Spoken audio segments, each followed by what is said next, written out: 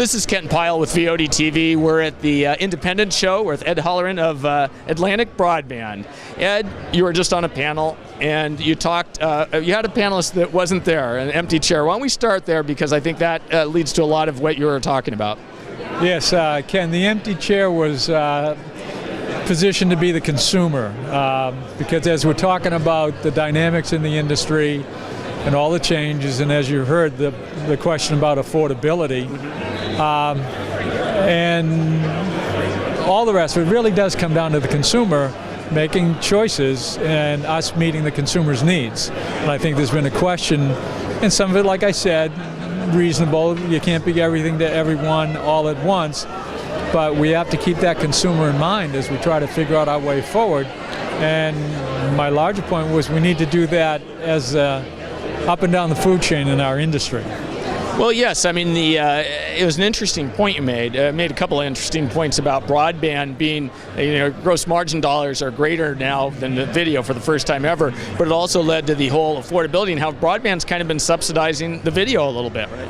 That's correct. I mean, clearly, if we didn't have the internet and that had never come along, we simply would have come to an impasse sooner around the cost of the video product for our consumers, because it would have been even higher than it is now, because we don't pass through all the increases we get from the programmers. We can't.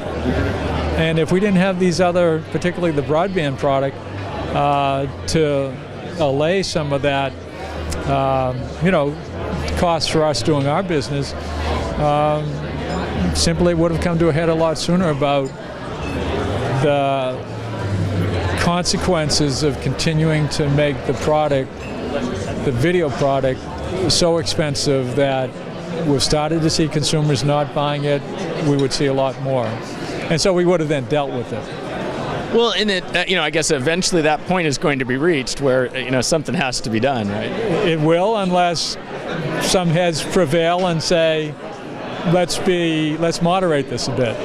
Well, and it also kind of touches upon the other point you made about consumers and devices, services are coming up to address those needs, but consumers want the content not only when, but where they are. Yeah, like I think Aereo is a great example. And who knows if it'll ultimately succeed in the courts, but it's been successful so far. But that's a technology that does work. And it could get to the point, if they pass muster and are legal, it could come to the point where an operator could say to a broadcaster, I'll elect must carry, not retrans. And then the broadcast would decide if they wanted to have the product carried.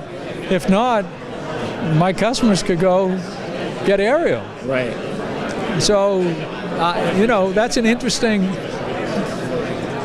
it's not all done yet, but it's present now, and we'll see as they deploy further. It's a very interesting question. And people have speculated that that's part of the Time Warner CBS negotiations, that in the back of Time Warner's mind, maybe they're being a little stronger now because they know Aereo is in New York City in that market. Interesting. They're maybe testing it, maybe using it for negotiating. I'm afraid we won't know the inside story there, but people speculate that may be part of why they're taking a stand. Well, that makes sense, and now's the time to do it, probably before you sign the agreement, and then court cases are decided, right? Yeah. So the other thing you touched upon, and I'm kind of seeing it as maybe the fourth leg of a table that was the triple play, but this whole idea of business services. It seems like there's a big opportunity of extending broadband there. Yes, business services, as I said, has been very important for all the MSOs for the last several years.